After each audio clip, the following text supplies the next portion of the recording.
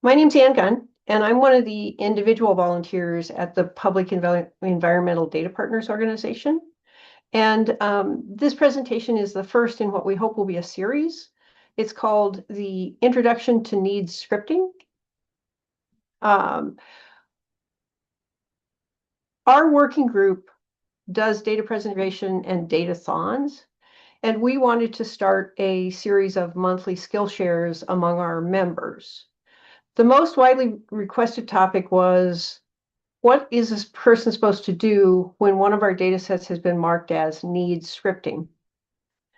And we've also gotten some input that this information might be useful to a wider audience. So at least the first couple of presentations in this series, we're going to record and make public.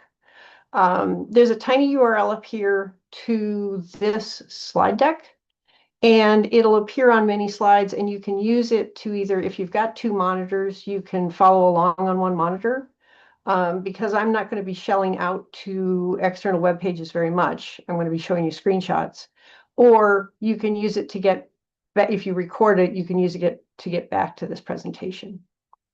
First of all, if you're not a PEDP member, this needs scripting term might require some explanation. We have a master spreadsheet of all of the data sets that we want to archive. And for each data set, people have gone through and assessed it. And there is a tag, a drop-down tag that contains an assessment about whether there's something special about this data set that might require extra time or skill. And one of the basic ones is needs scripting, which means it's probably not just a set of manually downloadable files. Okay, so the question became, and the reason for this presentation, and particularly the next one, is, if it says needs scripting, what in the heck does that mean? You know, what coding approach is needed, and do I, as a volunteer, have the skill set to tackle that data set? So I went out and tried to organize this information, and what it turned out is I ended up going through the projects I had done in my first year as a volunteer, and I came up with four different kinds of coded downloads besides a manual download.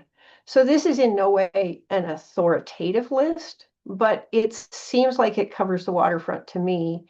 It certainly covers my experience of doing a lot of different websites.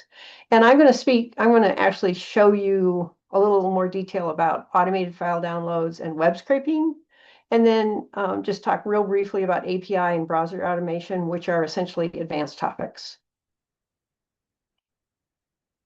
Okay, I'm not sure if a manual file download needs explanation, but essentially you can go to a web page and there's often a download CSV or download or an export button, as there is on this particular one.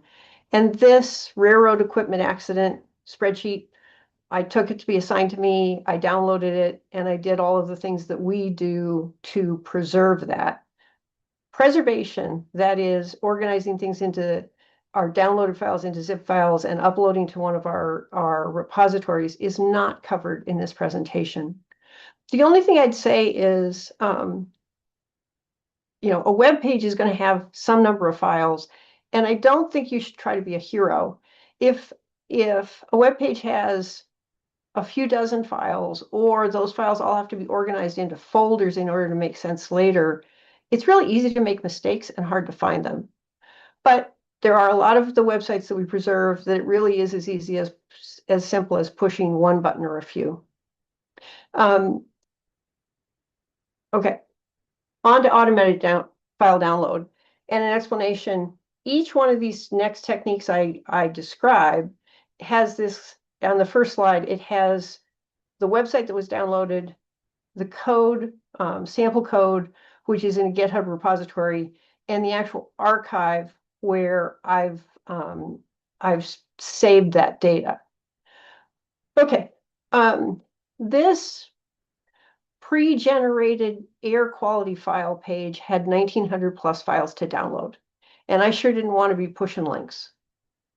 So however, what it did have that made life much easier is it actually had on the page a file that's maintained that lists all of the files on the page. And that file is in comma separated value format, which is really easy to read with code. So basically, what I could do is I could use this file to know every single file that needed to be downloaded. And then I was able on this page to verify that every file started with a consistent URL pattern. It's not always true. You really need to double check that assessment. And it's one of the reasons why I always get download counts is I need to be able to double check that what I downloaded seems to be all of the values in all of the files on the page. But in this case, there was this thing that my code refers to as a base URL, which ends in this air data folder. And then each of these files simply was appended to that. And if you request that in your browser or in your code, the file is downloaded. So to complete the download part of archiving this sheet, what I needed was that CSV file. I needed the base URL, and I needed to code in a language that supports making HTTP requests. Okay. For me, I used Python and a request library. And because this video isn't specifically about Python, I'm showing the logic of this code as pseudocode or an outline. Naomi, in 2 weeks, will be presenting actual Python code for some of these different kinds of downloads. So I apologize if you came wanting Python code. I'm doing an overview. You'll see in the pseudocode that steps 1 and 4, they're just housekeeping. I think housekeeping is really important. And I think tallying counts and reporting things to yourselves is really important. But effectively what happens is all this code needs to do is open that CSV file, which I had downloaded manually to my machine, hold all the file names into an internal list, and then for each file name in the list, I downloaded it. What I would say is the first if in this process is probably the most important. I've never written code that works the first time or that works all the way through the first time. And that means that you will often, when you're doing these downloads, have to run the code iteratively many times until you get it to work for all of the files. And file downloading for large zips and PDFs is super slow. So one of the things that you really want to do is make sure that you're not trying to download a file that you already have. So checking for file existence locally and skipping it if you've already got it is a real time and sanity preserving feature for the coder. So the meat is in here. You simply you use your request library to request the URL. The server downloads it. It's remarkable how many times that works right, but sometimes it fails. And then you log the failure and increment the error count. Sometimes a failure is transient, and running the same code over again will get files that failed the first time. Sometimes the URLs are simply bad, the file names are wrong, the file's been removed, and there will be files on a page that you can't save. And then you wrap up and show yourself data that you can use when you're documenting what you've done. So Kathy's monitoring chat. Are there any questions at this point about this code? I know I'm going fast, but I have a lot to get through in a reasonably short amount of time. No questions, Anne. You can keep going. Okay. Well, at least not in the chat. I don't know if anyone wants to speak up. Yeah. Okay. All right. I did want to demo one thing. Demos always fail, so we'll see where this one fails. I had a request from a reviewer of this outline for this to talk a little bit about inspecting browser pages. And so I just want to go to one of these and see how fast it'll come up. Okay, so this is that same page that I just talked about downloading. And I wanted to talk about how, as a coder, you figure out kind of which of these problems you've got and you get some of the information that you need to write that code. So one thing is, I'm hoping you can see enough of my screen that when I hover over any particular download link here in the very bottom right-hand corner of the screen, is everybody seeing that screen, by the way? Okay. You see the full URL to that file. Okay. And so that's one of the things you can do when you're first inspecting is determine whether these are if a URL pops up, then you know you've got nice clean links that are probably suitable for a file download or for web scraping.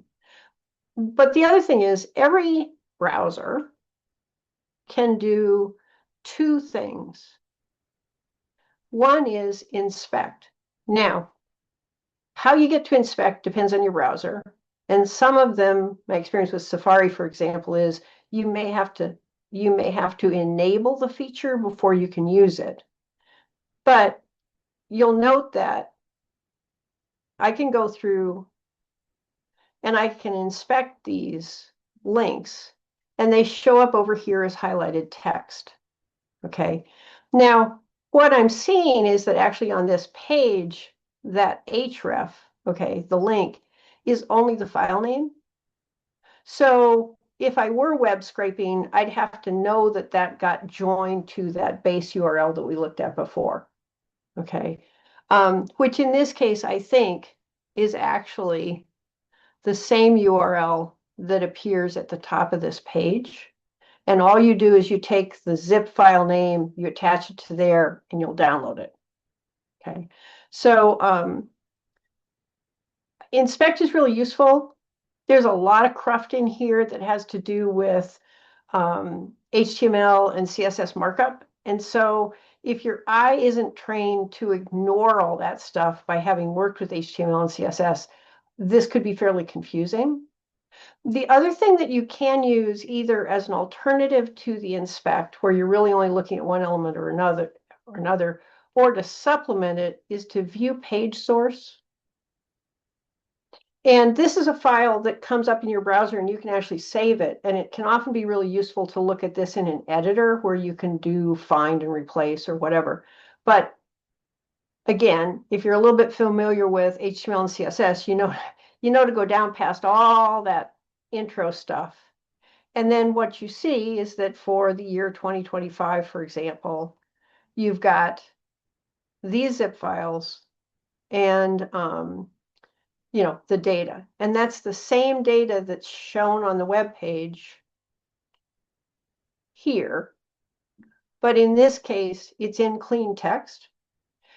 And if I didn't have that download file of CSV files, if I hadn't had that CSV file, one of the things I can do on a page that's this consistent is simply go into save this page, simply go into it and write a piece of code that doesn't do web scraping per se. We'll look at that next, but simply finds those hrefs that end in a zip and makes a file out of it to drive the rest of my code. Okay.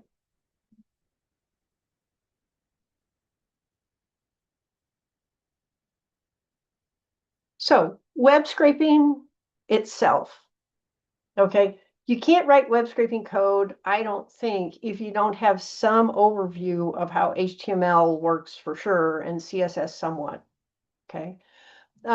This web page, and we talked about related ones. I did two. One was marine mammals by species and one was by region. This web page has 2,000 plus PDF files to download. They're organized, this is an example from farther in the page, they're organized by group, type, species, and then region, and then year. And there's nothing consistent about the base URLs. I didn't even try to display some of them, but these files are stored on many different servers. The URLs are all over the place. It's a mess. And also farther down, I remember really struggling with this page because it looks very consistent at the top. And then the web page sort of hierarchy organization changes partway down. Okay. But if you go in with your inspect tool, what you begin to see is that there are patterns you can code against. So for example, those groups are, or types, are in H2 headers consistently. The actual species name is in an H3 header of your HTML. And then down here, buried into a set of unordered list entries, are the regions, and then under the regions, the actual URLs to the PDFs. Okay. Plus, there's a whole heck of a lot of stuff your code has to just simply ignore. And there will always be H2 headers and H3 headers that do something else, and you have to write code that ignores those. So I find doing this kind of web scraping code to be extremely iterative, but conceptually pretty simple. You need a tool. I used a tool called BS4, Beautiful Soup 4. Okay, so basically what you do is you fetch a web page just like you were going to store it, and you feed it into your Beautiful Soup tool, and it parses it into a set of tokens. And then you can iterate through that object and say, hey, where are all the section headings? For each section heading, find me the biological group heading. For that, find me the species entry. Under that, find me the region name. Okay. And that's fine as long as the page is super consistent, but they rarely, a complex government web page is rarely consistent top to bottom. Okay. So what I found that I needed to do to get to the end of one of these projects is that let me go back up. I would compile all that information into a data structure inside my code, and then I would write it out to a file. Okay, a JSON file, if you know what those are. And JSON's nice because it can represent hierarchies.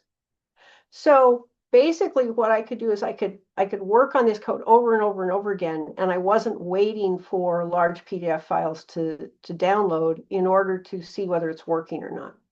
So the output of this first piece of code is simply a file. And this parsing code runs wicked fast. Okay, so you can fail over and over and over again, look at the output, see if you need to change how you're parsing folder names. And there are things like Hawaii on the web page has characters in it that do not translate to a good folder name. So if you're going to store something for the Hawaii region, you have to find a way to sanitize that string. So what I end up with, and this has become my real practice, is I end up with a JSON file that shows me the folder organization. And so, for example, you see here, this is a sanitized species folder. I don't have a space in that file name. Okay, I don't have a space in the region folder name. Those have underscores. And then down here, we've got actual URLs. And those are the things that my second piece of code uses to download the file. And it uses all this nesting data structure to create folders on my hard drive, and then uses this line to download.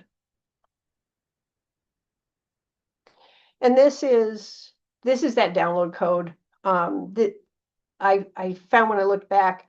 I had this pretty specialized for this particular application. Later, I ended up making this code very generic so that I used the same code over and over again to do the download, and all of the wisdom about what needed to go in the JSON file lived inside the page specific code that I was writing for the scraping. Okay. I also left off some of that initialization and printing out of stuff that I do every time. So that's a super fast introduction to web scraping. Are there any questions at this point? Hi, Anne. We do have one from Candace. I was in the middle Okay. of typing, but couldn't put it fast enough. So Candace says, so this first piece of code is just outlining the folder structure you are going to create on your hard drive. Yes. Prior to any downloading, want to make sure I got that. Yeah, absolutely. I think the other thing that in practice, what I often did is if one of the things we do for data preservation is we're supposed to store the HTML.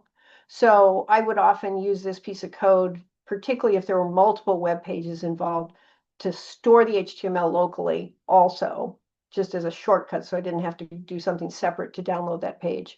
And then this simply goes through the HTML of that page and makes that interim file, which creates the folders and downloads the file. And there's no reason those two can't be done in one pass, except that if you're talking about thousands of files and older, crufty web pages that have been maintained by many people over the years and will always have some kind of inconsistency, you'll run out of patience before you run out of problems to solve in terms of parsing the HTML. Does that answer your question?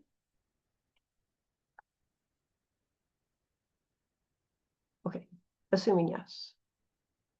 Now, what I would say is, again, just as a reminder, if you want to look at this in example in any detail, I've got the link to the website. I've got the link to this particular set of scripts in the GitHub repository that we maintain for this.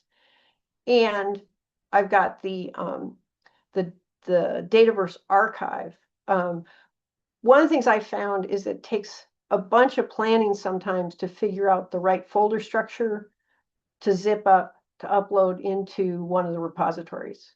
And so much of the back and forth and rerunning and iterating I had to do with creating that right folder structure locally to support the right zipping so that I had a reasonable number of files to upload. Moving on. Okay, we got two topics. I'm not going to show any code. Somebody mentioned this earlier. An API is an application programming interface. Okay, and it gives programmatic access to data. Okay, and I think someone said this earlier in our discussion about different faces of the data. The API interface may or may not give you data organized exactly the way it would be presented in summary pages or download pages. So I think one of the tricks of using an application program interface skillfully is it really helps if you know anything at all about the data. That's never been something I had the advantage of in working with this federal data. But APIs come with documentation and sample code. My problem has been that if there's one API for a big old federal system, there's often at least two, maybe three or four of different generations, and it's often hard to tell which is the most current one or whether both of them apply. So any amount of study, experimentation, and design before you start actually coding is useful. When I did an API for, those are not the right links. Those are not the API links to my greenhouse gas stuff. I'll fix those in the slide deck after. But when I did the greenhouse gas API project, I had a partner, Michael Cohen, who did a lot of that design work for me, trying to do research and design on exactly what API we should be doing of the ones that were available. And also, exactly what order to download things in. Hey, Anne, Yeah. I don't know if there was this, I was not seeing something, but I wasn't seeing your greenhouse gas code links. I was just seeing the marine mammals site. Yeah, and it looks consistent, but it's just wrong on this page. So I will fix that after the presentation. Oh, okay, thanks. Okay, and then browser automation is an advanced topic. If you are a person who has worked in the past to do web application, website automated testing, this may be your screwdriver of choice, okay? But effectively, what you can do now with tools that are available to you, such as Playwright or Selenium, is drive a web page You can choose drop downs, you can pick a choice from them, you can fill in text, you can push buttons. And one of the key things about using a web automation is you have to have code that can wait for response times. So you're not simply clicking a link and getting a download and waiting that way. You're actually often waiting for a new page to respond or a pop-up box to show up. And here these links are correct for using. I'm pretty sure this is the one I use Playwright on. But it's really cool that you can, in fact, have your code act like a user to drive the web page interface. But it's complicated, it's error prone, timing is a huge issue. And again, I always wrote this code, first let's drive the web page and figure out all the downloads that we can do. And then I built my JSON file and downloaded all that data in a separate pass, which can sometimes take days. Oh, okay. So that's all I have for today. 2 weeks from today, Naomi will be doing web scraping in Python, which I suspect some people thought they were going to see today. But I thought having this overview of the universe of different kinds of downloads would be useful. And we have offers from volunteers for web scraping with shell scripts like Linux Bash, something I don't know anything about called Browser Tricks Crawler, archiving geospatial data, which I don't know if that should be in item 6 or it's a special, it's just a special case of file types and things of one of the other categories I had. I could do a session on browser automation. And I think one of the things I'd emphasize is I use Python, Naomi uses Python, but the world is really open in terms of which languages you want to work with. If you are a member of PDP and you want to tackle a script, people are very willing to help and offer help. If you're not a member of PEDP yet, you're welcome to know more about us, join us, become onboarded. And then I think I should go back and say, are there any questions? I did go through this wicked fast.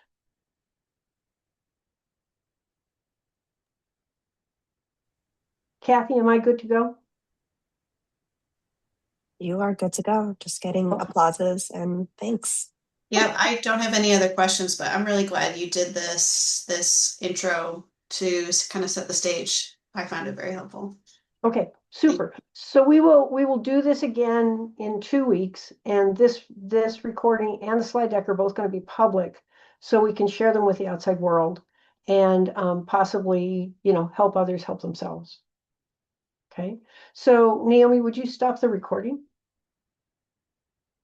Or whoever started.